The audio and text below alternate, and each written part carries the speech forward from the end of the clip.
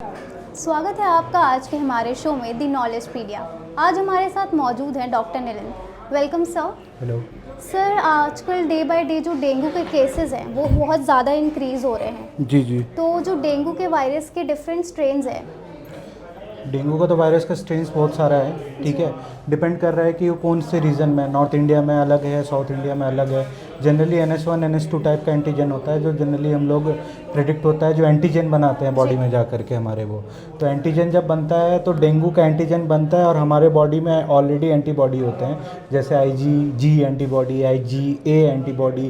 पर generally IgM जो होता है वो इमीडिएट रिस्पॉन्स देता है और IgG जो होता है वो लेट रिस्पॉन्स देने में रिस्पॉन्सिबल होता है। तो IgM एंटीबॉडी बनता है अगेंस्ट द एंटीजन, जैसे NS1 टाइप का स्ट्रेन है या NS2 टाइप का स्ट्रेन है, ठीक है। और जनरली ये होता क्या है कि हमारा जो मॉस्किटो होता है, क्यूलेक्स मॉस्किटो होता है। क्यूलेक्स मॉस्किटो के अंदर में होता है ईडीज़ वायरस, ठीक है। ईडीज़ जनरली होता है स्ट्रेन, वो हम बॉडीज़ में चला जाता है। जैसे कि कोई खड़ा पानी है, मतलब स्टैगनेंट वाटर है, या पानी है जिसमें गंदा बैठ चुका है बहुत दिन से, तो वो उसमें जनरली डेंगू जो है हमारे जम जाते हैं वो मच्छर, और वहाँ से वो अंडे उठाते हैं, हमारे बॉडी में रिलीज़ करते हैं। तो एंटीजन बन जाता है। एंटीजन जो है उसके अगेंस्ट में एंटीबॉडी बनता है हमारा, ठीक है। तो एंटीबॉडी एंटीजन रिएक्शन होता है और फिर हमारा बॉडी का रिएक्शन की तरह से फीवर आते हैं। फीवर एक सिम्टम है against the fighting to the that antigen antibody complex, ठीक है। ये जो कॉम्प्लेक्स बन रहा है उसके अगेंस्ट में फीवर आ रहे हैं। अब क्या होता है कि ये जो एंटीजन होते हैं और जो कॉम्प्लेक्स होता है, ये कॉम्प्लेक्स टाइप 4 हाइपोसेंसिटिविटी रिएक्शन कराते हैं हमारे बॉडी में। और ये टाइप 4 हाइपरसेंसिटिविटी रिएक्शन से क्या होता है, प्लेटलेट का डिग्रेडेशन होता है, तो प्लेटलेट मरने लगते हैं हमारे। तो आप सुनते होंगे जनरली प्लेटलेट डिफिशियंसी हो रहा है। तो प्लेटलेट का काम क्या होता है कि प्लेटलेट जनरली क्या होता है कि हमारे बॉडी में जो भी खून बनता है उसको, जैसे कोई कट लग गया तो कट लगने के बाद में जो खून आ रहा है उसके लिए प्लेटलेट वहाँ पे स्टॉप करता है। प्लेटलेट का कमी होता है तो अंदर में भी हमारे डिफरेंट रिएक्शंस होते हैं, तो उसके लिए उसके अगेंस्ट में काम होता है। तो मुंह से खून आ जाना, या पीछे अपने लैट्रिन के रास्ते से उनको खून आना, या पेशाब में खून आना, या बॉडी पे मल्टीपल हेमरेजिक स्पॉट्स बन जाना, ये सब फीचर्स है जो डेंगू के कारण हो रहे हैं जनरली, ठीक है। तो ये जनरली स्ट्रेन का है, ये एंटीबॉडी एंटीजन रिएक्शन का खेल है।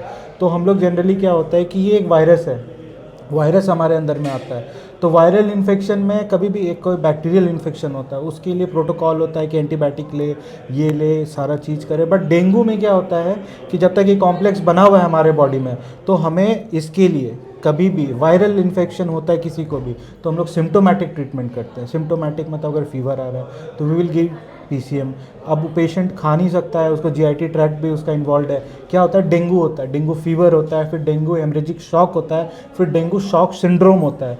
डेंगू फीवर में क्या होता है, फीवर में होता है फीवर आया है सिर्फ। हेमरेजिक शॉक में हेमरेज, जैसे आपको मैंने बताया, मुंह के रास्ते से है जिसको हेमाटोमेसिस कहते हैं हम लोग, या पीछे के रास्ते से आता मलीना कहते हैं उसको हम लोग। तो ये आता है जनरली, तो हेमरेजिक शॉक में जा रहा है पेशेंट, उसका BP घट जाएगा, आपको पल्स बढ़ जाएगा, क्योंकि उसका जो होता है कि शॉक की तरफ, शॉक का सिम्टम ही है कि BP घट जाना शॉक में और ये बढ़ जाना, तो वो हेमरेजिक शॉक हो गया। शॉक सिंड्रोम होता है कि जिसमें ऑर्गन्स इफेक्ट हो गया, लाइक अपना GIT इन्फेक्ट हो गया है, मतलब इन्फेक्ट इन द सेंस खराब की तरफ। शॉक सिंड्रोम मीन्स जा रहा है, मतलब ख़त्म हो रहा है। GIT इन्वॉल्व हो गया, लंग्स अपना इन्वॉल्व हो गया, कार्डियक इन्वॉल्वमेंट हो गया, किडनी इन्वॉल्वमेंट हो गया, तो ये शॉक सिंड्रोम की तरफ चला जाता है। तो ये फिर उसके बाद हम लोग सिम्टोमेटिकली पहले तो मैनेज करते हैं, बट अगर किसी को शॉक सिंड्रोम चला गया, लाइक किसी का किडनी खराब हो गया, तो हमें डायलिसिस पे भी जाना पड़ सकता है। किसी का पूरा GIT इन्वॉल्व हो गया तो हमें पूरे उसको इंडोस्कोपी करके देखना हो कहाँ पे क्या हुआ है, उस हिसाब से उसका इंटरवेंशन हमें करना पड़ेगा। लंग्स किसी का इन्वॉल्व हो गया है तो हमें देखना पड़ेगा कि उसका lungs, can we resuscitate that patient. Generally दिक्कत हो जाता है, मतलब 50-60% चांस मॉर्टेलिटी का बढ़ जाता है, पेशेंट मॉर्बिड हो जाता है, मोर्टालिटी भी बढ़ जाता है उस सब केसेस में। तो उस सब केसेस में हम लोग को जनरली पूरा सिम्टोमेटिक ट्रीटमेंट इनिशियल में, अगर हमें अर्ली डायग्नोसिस हो जाए तो हम लोग वहाँ से लेकर के फिर अंतिम तक जा सकते हैं उस पेशेंट को। सर, जो सीवियर डेंगू होता है उसकी डेवलपमेंट में रिस्क फैक्टर क्या होते हैं? सीवियर डेवलपमेंट, जैसे कि इम्यूनो कम्प्रोमाइज पेशेंट है, अगर जैसे कि मुझे हो रहा है, मैं अगर 27 साल का हूँ, 28 साल का हूँ, मुझे हो रहा है, वहीं पे कोई बाबा है जिनका 78 साल हो गया, he is already immuno compromise. इनका जो एंटीजन एंटीबॉडी रिएक्शन मैंने बोला जो बनता है वो नहीं हो पाएगा।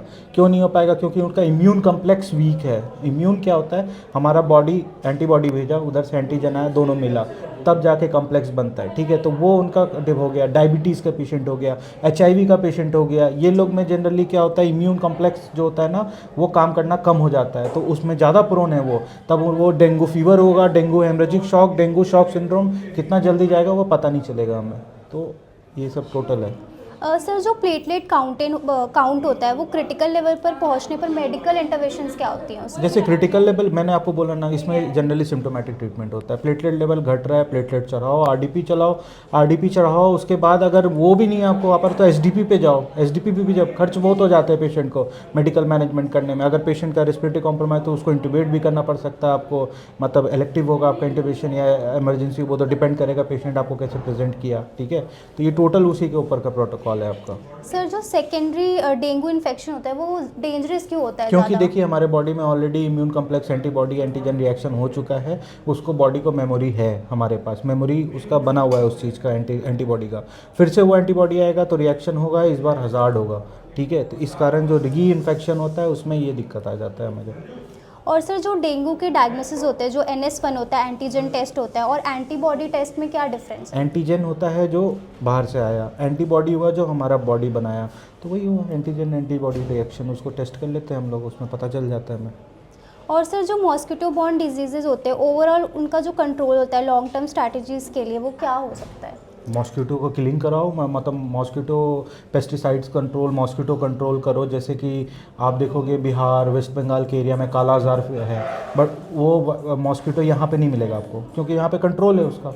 इस एरिया में डेवलप भी नहीं होता, उनका जीन्स भी नहीं आ पा रहा, कोई एक्स आया होगा तो मार दिया गया, तो इस एरिया में नहीं है, बंगाल में भरा हुआ है। तो वैसे ही सिंपली कि अभी जैसे डेंगू आपको देखोगे कि अम्बाला के शहर में भी है, हमारे चंडीगढ़ में फैला हुआ है, आप जब मुंबई में फैला हुआ है, बट वहीं देखोगे कुछ हद तक आसाम बचा हुआ है, आप समझो बात को। तो ये टोटल टेरिटरी पे है उसका, जब तक आपको रहेगा सीट्स तो वो तो चलते रहेगा।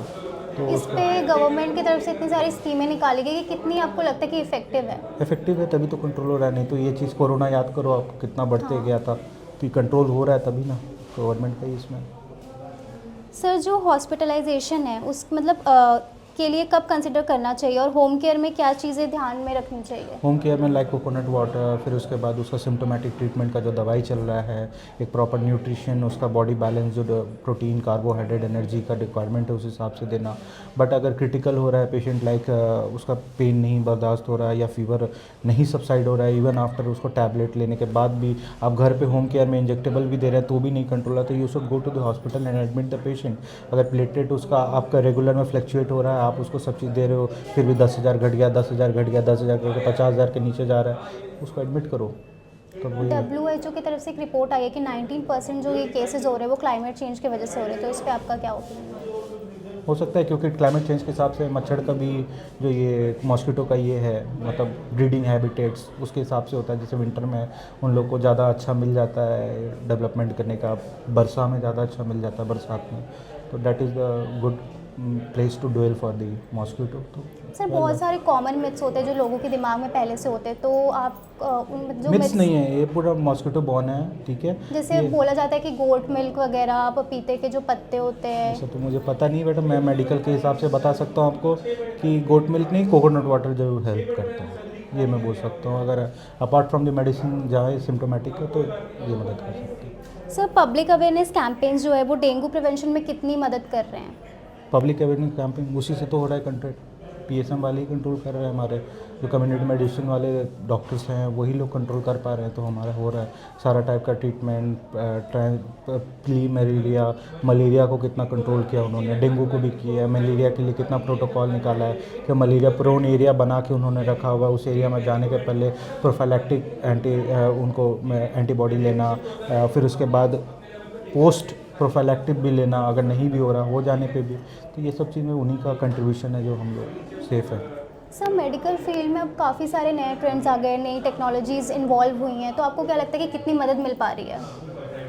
काफ़ी मदद मिल रही है, जैसे कि सर्जरी में भी आप देख लो या किसी और भी विभाग में देख लो, जितना ज़्यादा ये एडवांसमेंट हो रहा है, इंस्ट्रूमेंट्स बढ़ रहे हैं, ज़्यादा फैसिलिटीज़ बढ़ रहा है, हमें भी असिस्ट होता है। अभी आप चले जाओ लद्दाख में, किसी एक पेशेंट को मैं जस्ट एग्जांपल दे रहा हूँ कि उनको छाती पे चोट लगा, निमोथोरैक्स या हीमोथोरैक्स हो गया, तो वहाँ पे पिन मार के देखते हैं, उसके बाद उनको रेफ़र करते हैं। बट यहाँ पे जनरली हमारे सेंटर पे ICD अवेलेबल हो जाता, हम लोग ICD डाल देते हैं, पेशेंट की जान बच जाती है।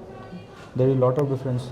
जितना ज़्यादा फैसिलिटी है, पहले के एक समय था जब फ्लोरोस्कोपी से हम लोग यूरो का सारा काम किया करते थे। आज के डेट में सिटी यूरोग्राफी है, हर चीज़ है हमारे पास अवेलेबल। उतना आराम से हम लोग इन्वेजिव होने के पहले नॉन इन्वेजिव तरीके से पता लगा लेते कि क्या हो रहा है उसमें। Thank you so much sir.